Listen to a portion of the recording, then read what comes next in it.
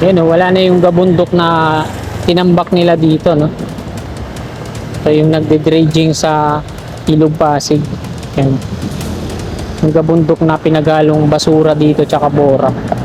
Yan yung mga long arm excavator nila. Yung mga barge nila nandun sa gilid ng ilog. Ayan yung mga amphibious excavator. Yung lumulutang sa sa ilog para mag-ukay. Itong tapos na to dito sa section 2A to, no? Ang gumawa po niyan ay Dumduma Construction ng Trading Corporation.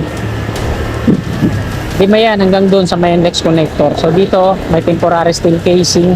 Tapos nagdagdag na sila dito ng bentonite container tanks 3. Bali 6 na yung bentonite container tanks dyan. Bower po yan. So ito naman yung sa NLEX Connector, CRBC ang gumawa niyan. China Road and Bridge Corporation. Itong viaduct naman na to, natapos na, parapet wall na lang yung kulang. Sa Dumduma yan. Tapos yung gumagawa naman sa kabila, yan, Dumduma din yan, yung gumagawa ng per head. Pero yung nagdi-drill dyan, ayan yung Bower. Sinimulan ko to, walang naniniwala sa paligid ko. Ano? Kaya magandang hapon mga kasikap. Dito tayo sa ilalim ng Skyway Stage 3. Ito po yung Quirino Avenue, northbound. So patungo tayo dito sa Skyway Stage 3, Section 2A. Yan. Dito mga kasikap, sa mga hindi pa po nakakala, mula dito sa may nagtaan interchange dito sa likod natin. Section 2A din yan, no? Hanggang dito sa may Thomas Claudio.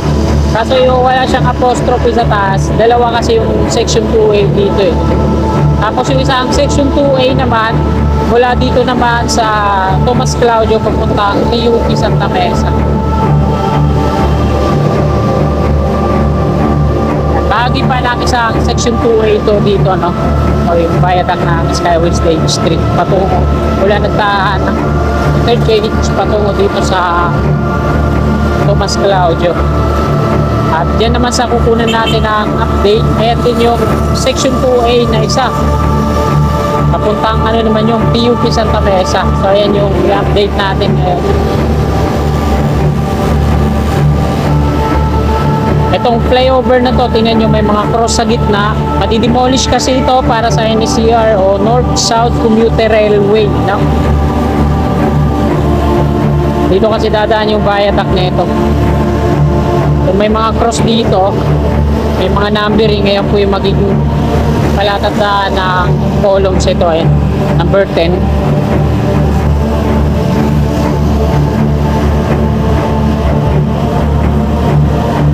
Tapos yung nandito, number 11. Dito yun, number 11. Isang cross dito, ito.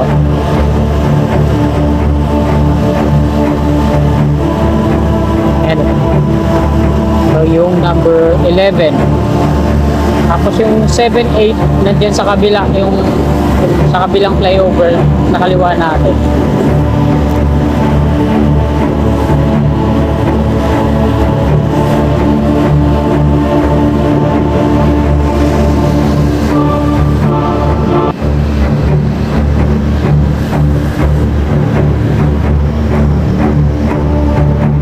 Ayan, wala na yung gabundok na tinambak nila dito, no? So yung nagde-dredging sa Ilog Pasig. Ayan. Yung gabundok na pinagalong basura dito tsaka bora. Ayan yung mga long arm excavator nila. Yung mga barge nila nandun sa gilid ng ilog. Ayan yung mga amphibious excavator. Nagpupulutan sa sa ilog para mag-ukay.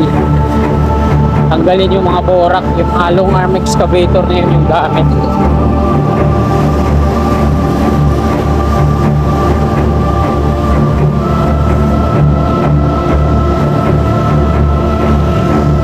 Dito na tayo sa Thomas Claudio. Hanggang dito yung isang Section 2A mula nagtahan patungo dito. At mula naman dito, yung isang Section 2A may apostrophe sa taas ng A hanggang dun sa may PUP Santa Mesa. Dito sa natin, sa kaliwa natin, yan na rin, may mga heavy equipment na sila dito. PNR station, Biata, dito sa kaliwa natin dati.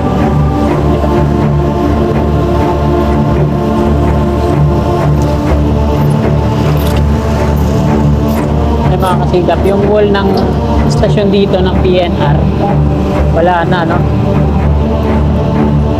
Meron silang ano dito, isang hammer, tapos isang excavator. Bali, yung platform ng stasyon dyan, wala na, dinimolish na. Ito na lang sa kaliwa natin, yung bukod tangin na natitira dito. Barangay ata to, tsaka headquarters ng pulis.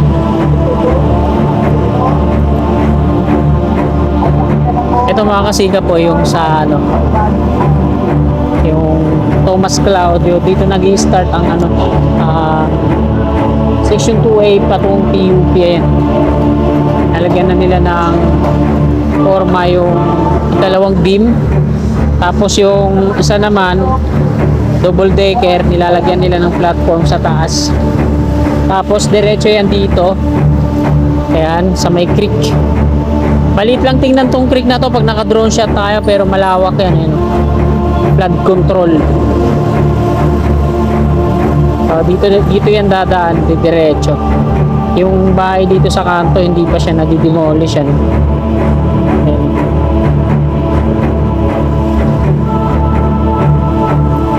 Ayan lang sa tawid yung mga columns, patungo yan dito. Sa sana no, hindi natanggalin tong mga puno ng mangga dito kasi maganda yan.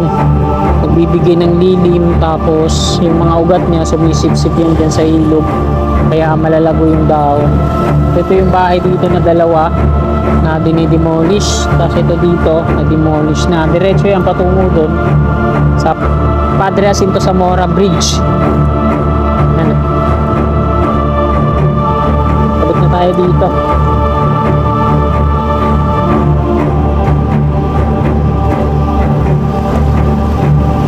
Kala ko si Sir Rex Hydronic, kapara sila ng motor eh, kulay-pula din.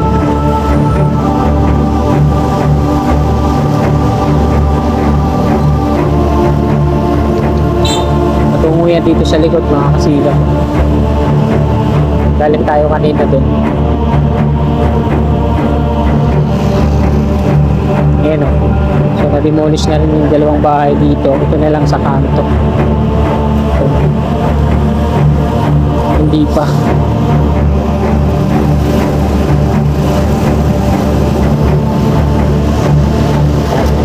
Paco Santa Mesa Road na po ito dito.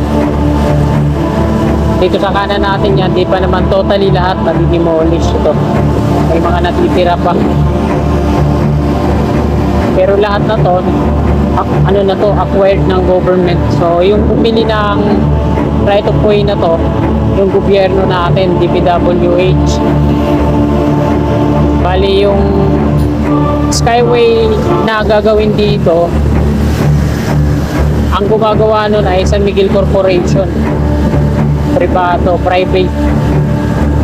Pero yung right of way, government pa rin yung babayad. Kasi bago gibayin yan, may mga tarpaulin po yan na nakapastil dyan.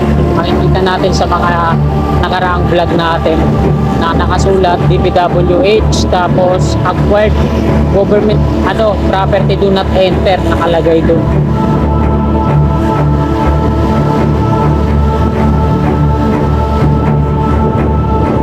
Ay mga gilid doon sa Padre Jacinto Zamora Bridge. Na naman sila ng Tansugan, tingnan naman yung tulay. So ngayon, nagdidrill sila dito sa may Kawit. Yan, Santa Mesa na po ito dito. Yan sila nagdidrill. Hindi tayo makapahinto dito para kumuha ng video kasi nakapantay dyan sa may tulay.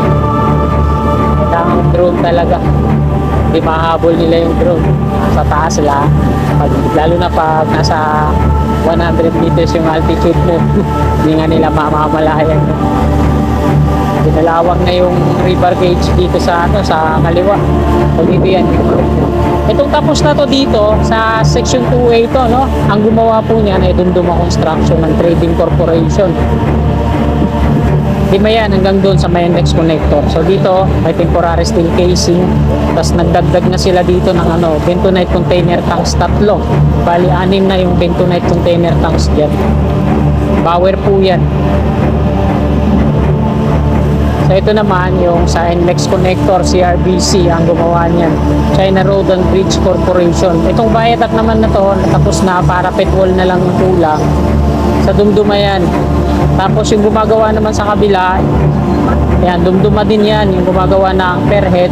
Pero yung nagdi-drill dyan, ayan yung bower. So ayun yung part ng bower, mga kasikap. Sila yung nag-drill tapos magtitirik ng rebar cage. Tapos dumduman na yung gagawa. Ayan, ang laking rebar cage na nandito sa loob. Para dyan yan sa may gasolinahan. Titirik. Pini-welding pala yan, hindi pinatay. Ay, pinatalian din naman nila na alambre. Binding. Dalawa yung rebar cage dito sa kaliwa sa loob. Pero yung malalaking steel bar, bago nila talian ng alambre, pini-welding nila. Sayang nga lang. Sa susunod na pagkakataon na tayo magpapalipad dito. Ayan mga kasikap, Valenzuela Street na po ito dito. Sa mga kasikap natin na nagkomento sa akin nung nakaraan kung nataga rito sa may Valenzuela Street na kasali daw ba sa didemolish to dito. So malayo naman sa ginagawang Skyway Valenzuela Street dito. So tingin ko wala na. Pero na nga lang kung kakaroon dito ng road widening o pagpapalawak ng kakalsadahan. Pero wala namang mga markings dito eh. Wala namang mga wala namang, hindi naman tatama ng Skyway to dito. Malayo magkaroon ng demolition to dito. At ayan mga kasikap, hanggang dito na lang itong video na to. Marami pong salamat sa inyong walang sawa, tumpay na suporta. At hapon po, God bless. Wala